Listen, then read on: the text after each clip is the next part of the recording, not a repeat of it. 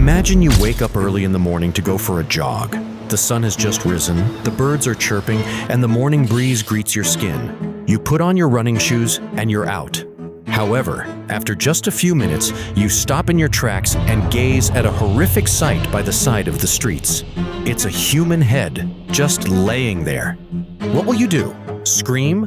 Call for help? Well, for you, this was just a little scenario, but for some residents of a town in Mexico, this was their actual reality. The following is the story of a ruthless cartel in the city of Mexico and how they treat those that betray them. In this video, we would also delve into the makings of some of the most dangerous cartels and exactly how they operate. Mexico is one of the most common countries plagued by the ominous presence of cartels. And the thing about cartels is that they can be very ruthless and destructive, even to innocent lives and properties. But what happens when a serpent turns around to bite its own tail? What happens when the cartel deals with one of their own who betrays them? It is a fate even more horrible than what they do with those who stand in their way. Whether within the Mexican drug trade or the intricate network of criminal organizations, those deemed traitors are marked as adversaries of the highest order. However, a recent incident in a Mexican town has added a new layer of intensity to this perilous narrative. In the Manzanillo region, on what seemed like any other morning, the tranquility was abruptly shattered on April 14, 2022, when a passerby noticed something sitting on the ground in plain sight by the side of the road. With closer study, he realized what it was, and the shock made him freeze on the spot. It was a decapitated human head, strategically positioned on the streets.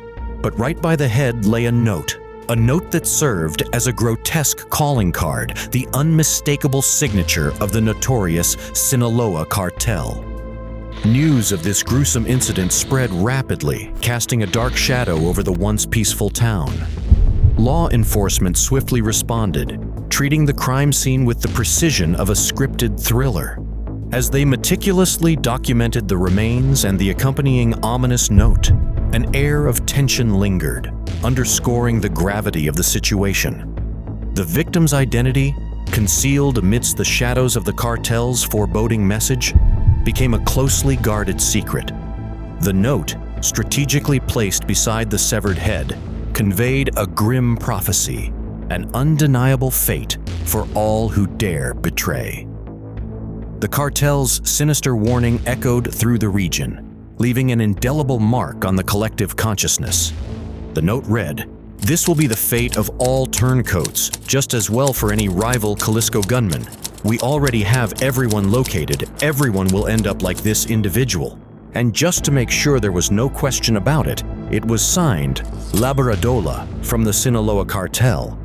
Now there are so many question marks here, so many things left to question. However, based on the note, there are some hints that have been given to clarify any form of ambiguousness. But we will get to that later. For now, the people of the small town were in utter shock and living in fear. They had enjoyed peace for a while, and now this? Who was next? This was obviously a war between cartel members, but what if innocent lives are caught in the crossfires? But as terrible as all these sounds, this was not the first encounter the people had come with cartel wars. As a matter of fact, some years before, the Sinaloa Cartel, once under the notorious leadership of El Chapo Guzman, initiated a brutal war against their rivals, the Jalisco New Generation Cartel. Why? Well, territorial disputes and an insatiable thirst for power. But this set the stage for a lethal feud between the two cartels, and it almost engulfed the entire region in its chaos. They barely survived it, and now it seemed to be starting again. As soon as the grotesque discovery was made, the authorities were contacted, and they responded rapidly, forming a perimeter along the scene. They went into full investigation mode and attempted to get to the bottom of such a scary message. But let's face it, in the history of cartels as far as Mexico is concerned, the authorities have little power over them. They are revered as gods.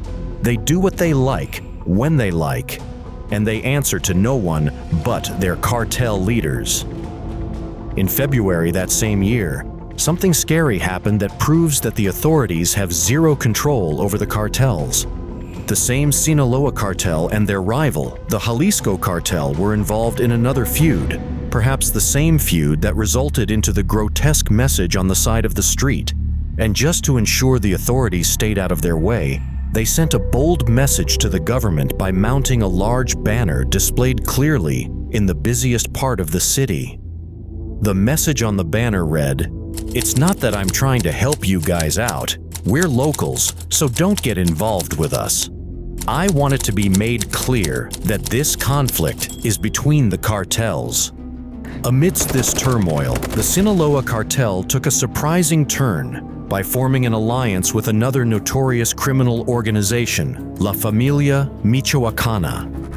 Their audacious goal: tighten their grip on the lucrative drug market in Mexico City, solidifying control over the illicit trade.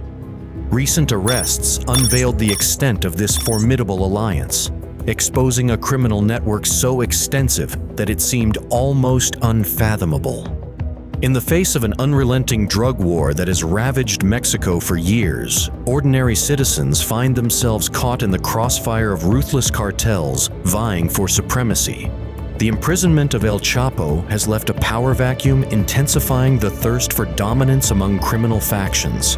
But let's go to what exactly the traitor did to deserve such a terrible end. The traitor's actions that triggered the ruthless retaliation by the Sinaloa Cartel remained shrouded in secrecy. Both the victim's identity and the specific details of the betrayal were guarded as closely held secrets. Nevertheless, the repercussions of this betrayal, exemplified by the decapitated head found in the Manzanillo region, were undeniably severe, a stark reflection of the cartel's unyielding approach to maintaining control and instilling fear. While explicit details about the traitor's actions remain elusive, insights can be gleaned from the cartel's ominous message. The note accompanying the gruesome display warned, "This will be the fate of all the turncoats," implying that the victim had betrayed the cartel in a significant manner. The mention of the rival, Jalisco New Generation Cartel, suggests broader implications of the traitor's actions in the ongoing cartel wars. The cartel's assertion that they had already located everyone and that everyone would meet a similar fate implies a systematic effort to root out and punish those who had betrayed the cartel. The use of the term Labrador, meaning the sweeper, in the cartel's message hints at an organized campaign to eliminate traitors within their ranks. Betrayals within cartel dynamics can stem from various factors, including pressure from law enforcement, personal disputes, or rival cartels seeking to disrupt operations. Regardless of the specific reasons, the consequences for the traitor were undoubtedly horrific, and as such, the cartel's retaliation serves multiple purposes. It acts as a brutal warning to dissuade potential betrayers, ensuring that cartel members remain loyal, fostering a culture of silence and obedience. Additionally, such acts of violence serve as a demonstration of the cartel's strength and dominance. The public display of the gruesome aftermath establishes their control over the territory, sending a message to rival cartels that they will employ extreme violence to protect their interests. The act of decapitation and the public display of the victim's head aim to demoralize and terrorize not only rival cartels, but also the local population, instilling a sense of helplessness and fear. Enough about the Sinaloa Cartel for a minute. Let's talk about their rivals, who are equally as brutal. The Jalisco New Generation Cartel, commonly known as CJNG, stands as one of Mexico's most perilous criminal organizations, notorious for its ruthless pursuit of power and brutal tactics. Formerly identified as Los Matazetas, this Mexican organized crime syndicate, rooted in Jalisco, Mexico, has gained infamy for its aggressive deployment of extreme violence and involvement in various criminal activities, primarily centered around drug trafficking, particularly cocaine and methamphetamine. The CJNG has earned notoriety not just for its criminal activities, but also for its adept public relations campaigns and diversification into various criminal rackets. The leadership, spearheaded by Nemesio Higuera Cervantes, also known as El Mencho, places CJNG among the world's most wanted drug cartels. As of 2020, the Mexican government recognizes CJNG as the country's most dangerous criminal organization. Jalisco Nueva Generación, CJNG, is the single criminal organization most responsible for these deaths. Ranking second only to the Cartel de Sinaloa in power. In March 2017, CJNG faced internal turmoil when El Cholo, a member, defected to join the Nueva Plaza Cartel, conspiring against his former allies. Known for mass killings and extreme violence, CJNG considered El Cholo's actions a betrayal, leading to dire consequences. El Cholo's defection was triggered by an unfortunate event where he murdered a CJNG financial operator known as El Colombiano. This act marked El Cholo for death within CJNG's leadership, particularly under the command of El Mencho. The repercussions were swift and brutal. El Cholo, co-founder of the Nueva Plaza Cartel, faced a retaliatory response from CJNG. In a viral video, El Cholo boldly addressed the public, revealing the audacious nature of his betrayal. He claimed to have sought support from Mexico City Police Chief Omar Garcia Harfuch, a key figure in law enforcement, in their shared enmity with CJNG. El Cholo even confessed to orchestrating an attack on the U.S. consulate in Guadalajara and creating mass graves in various locations. Despite El Cholo's claims, Harfuch denied any involvement, refusing to be distracted by false messages from criminals. This incident sheds light on the dangerous manipulation game played by cartels and the challenges faced by law enforcement agencies combating their influence. The consequences of El Cholo's betrayal were grim. On the same day his video went viral, a body identified as El Cholo was discovered on a park bench in Chardin Hidalgo near the City Hall of Tepic. The body, wrapped in plastic and pinned with 2 knives, bore signs labeling him the traitor, El Cholo. This gruesome display served as a stern warning to those contemplating betraying CJNG, a brutal tactic not uncommon in the realm of Mexican drug cartels. CJNG, like the Cartel de Sinaloa, is infamous for its violent killings, including decapitations and public displays of victims. These acts aim to instill fear, maintain control, and deter potential traitors or informants.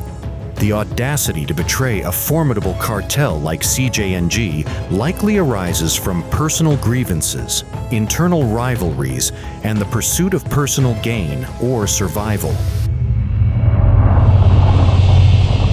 You've got the Cartel de Sinaloa, known for its more chill and predictable vibe. These guys, often called polite extortionists, bring a sense of order to the areas they control. They keep things low-key, operating behind the scenes, and monthly extortion payments are a thing. But at least they're not breaking the bank for local businesses.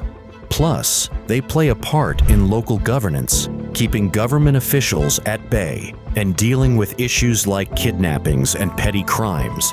It's almost like they're trying to build a bit of political capital. Now on the flip side, you've got the Jalisco New Generation Cartel, CJNG, and they're all about that aggressive lifestyle.